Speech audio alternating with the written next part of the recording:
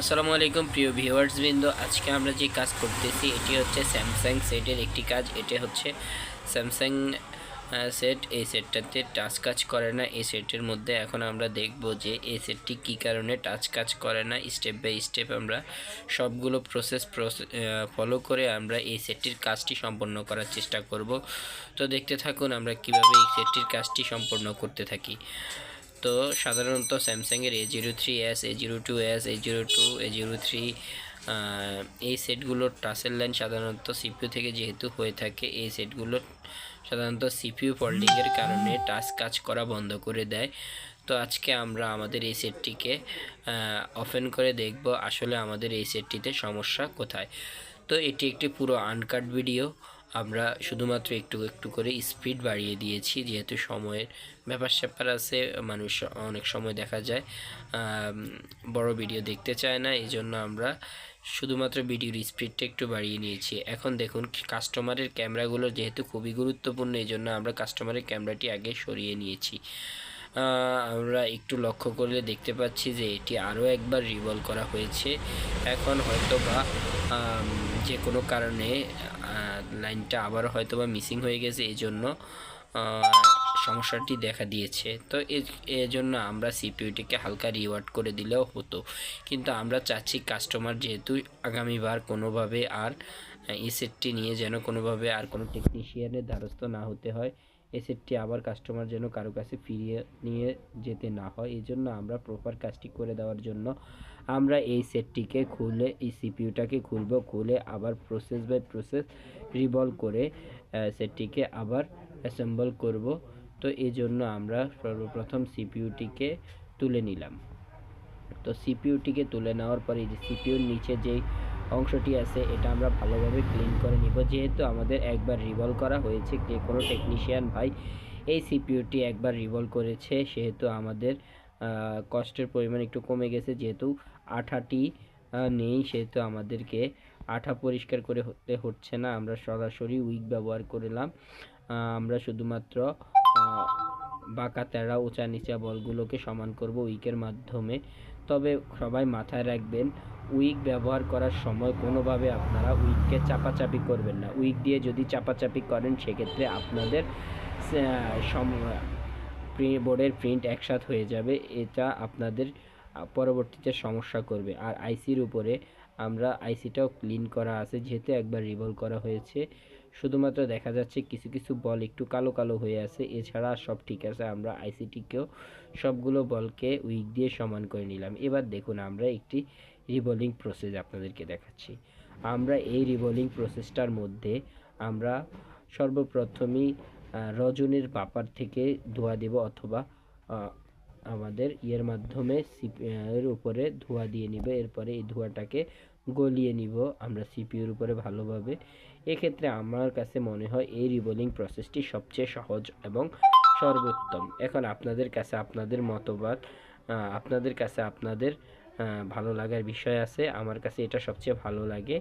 এখন আমরা এর উপরে প্লেটটি বসিয়ে আমরা হালকা হিট দিয়ে দিব। হালকা হিট দিয়ে একটু ঠান্ডা হওয়া পর্যন্ত একটু অপেক্ষা করব। একটু ঠান্ডা হয়ে গেলে দেখবেন এটি অনেক শক্ত হয়ে যাবে। এক্ষেত্রে আর নিচে কোনো রকম এইভাবে আপনার দিলে আমরা যদি কোনোভাবে কোনো নাড়াচাড়া করি, সেক্ষেত্রেও আমাদের সিপিইউটি নড়ে যাবে না, নিচে টেপ দিতে হয় না। তো এরপরে আমরা যখনই রিভলভিং পেস্ট দিব, রিভলভিং পেস্ট দেওয়ার সময় শুকিয়ে নিব ভালোভাবে।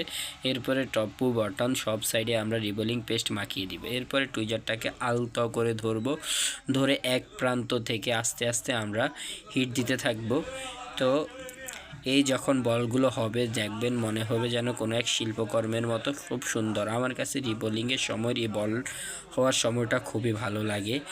তো আমাদের এই সেটটি যেহেতু আরও একবার রিভলভ করা হয়েছে, আমরা চেষ্টা করব একে দুইবার করে পেস্ট দিয়ে বলগুলোকে একেবারেই সমান করে নেওয়ার জন্য। এই যে আমরা এজন্য সর্বপ্রথমে একটি ধারালো ব্লেড নিয়ে যে বলগুলো একটু বড় হয়ে গেছে এগুলাকে উপর থেকে একটু কেটে দিলাম। দেওয়ার পরে আবার আমরা সিপিইউ ভরাট করলাম। ভরাট করার পরে এই যে দেখুন আমাদের সিপিইউ উপরে যে পেস্টটা ফালাইছিলাম ওটা শুকনা, আমরা এই কারণে হটগানটাকে একটু উপর থেকে দিয়েছি। এই যে দেখেন আমাদের রিভলভিংটা আবারও কমপ্লিট। আমরা আরও একবার দেখব কোনো ক্ষেত্রে আমাদের কোনো সাইড দিয়ে বল বড় ছোট আছে কিনা। দেখেন আমাদের এক সাইড দিয়ে মনে হচ্ছে বল একটু বড় ছোট। আমি তারপরে আবার একটি ধারালো ব্লেড নিয়ে উপরের বলগুলোকে ভালোভাবে কেটে দিলাম। কেটে নেওয়ার পরে আমি আরও একবার রিভলভিং পেস্ট ভরাট করব সিপিইউর মধ্যে। এরপরেই আমাদের কাজটি হয়ে যাওয়ার সম্ভাবনা বলতে কি এটি 100% হবে। সেক্ষেত্রে আমাদের কোনো বল বড় ছোট থাকবে না, খুব সুন্দরভাবে হবে। এবার আমরা আবারও একটু দূর থেকে হিট দেব যেন বলগুলো বেরিয়ে না আসে। পেস্টের মধ্যে যদি পানি বেশি থাকে সেক্ষেত্রে বলগুলো উপরে উঠে আসার সম্ভাবনা থাকে, সেহেতু আমরা একটু দূর থেকে হিট দিলেই আর এগুলো উঠে আসবে না। এই যে আলহামদুলিল্লাহ আমাদের বলটা কমপ্লিট হয়েছে।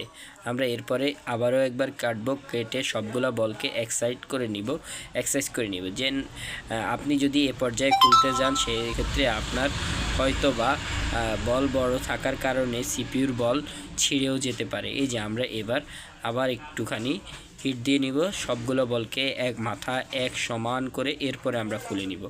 তো যদিও একটি লং হয়ে গেছে তারপরেও প্রসেসটা জেনে রাখার জন্য আমি আপনাদেরকে এভাবে 2-3বার করে দেখিয়েছি।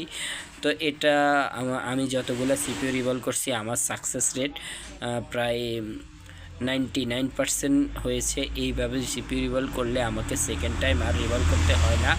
আমার কোনো বল বড় ছোট থাকে না, সেক্ষেত্রে আমার আইসিটি খুব ভালোভাবে লেগে যায় এবং একবার রিভলভ করে দেওয়ার পরে কাস্টমার দীর্ঘদিন পর্যন্ত চালাতে পারে। তো এরপরে আমরা আমাদের বলগুলোকে একটু পেস্ট দিয়ে নাড়িয়ে দেব। যদি কোনো বল বাঁকাতেরা থাকে সেক্ষেত্রে বলটি সোজা হয়ে যাবে।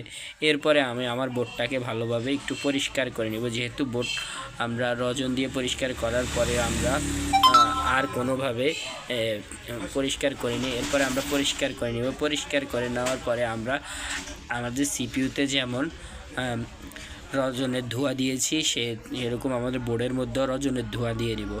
এর একটিমাত্র কারণ হচ্ছে আমরা যখন পেস্ট দিই অতিরিক্ত পেস্ট পড়ে যাওয়ার কারণে আমরা যখনই সিপিইউকে লাগাতে গিয়ে হিট দিই তখন সিপিইউ এদিক ওদিক চলে যায়, এই ক্ষেত্রে আমাদের সমস্যা হয়।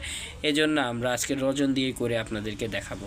তো এরপরে আমরা সিপিইউটিকে সুন্দরভাবে টপ টু বটম সুন্দরভাবে বসিয়ে নিলাম। বসার পরে আমরা সিপিইউর এক সাইডে একটুখানি হিট দিব। হিট দিয়ে এক সাইডে ধরে রাখবো অথবা মাঝখানে ধরে রাখবেন। এ সময় আপনার কোনোভাবে পেস্ট ইউজ করবেন না। এরপরে হিট দেওয়ার পরে হটগান সরিয়ে এক সাইড দিয়ে পেস্ট দিবেন। পেস্ট দেওয়ার পরে এবার ভালোভাবে ঘুরিয়ে চারপাশে ভালোভাবে হিট দিবেন।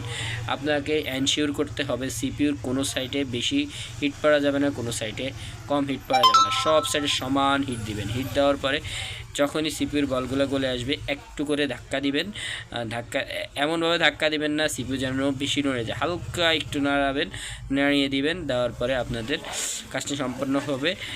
এরপরে আপনারা বোর্ডটি ঠান্ডা করে নেবেন। ঠান্ডা করে নেওয়ার পরে এবার আমরা সিপিইউটিকে লাগানোর পরে আমরা এবার বোর্ডটি ফিটিং করে নিলাম। এই যে চার্জে লাগিয়েছি, দেখুন আমাদের সেটটি রান হয়ে গেছে। এবার আমরা দেখব আমাদের যে সমস্যা ছিল এই সমস্যাটি সমাধান হয়েছে কি না। তো আমাদের সেটের সমস্যা ছিল আমাদের টাচ কাজ করে না। তো এখন আমরা দেখব আমাদের সেটের টাচটি কাজ করে কি না।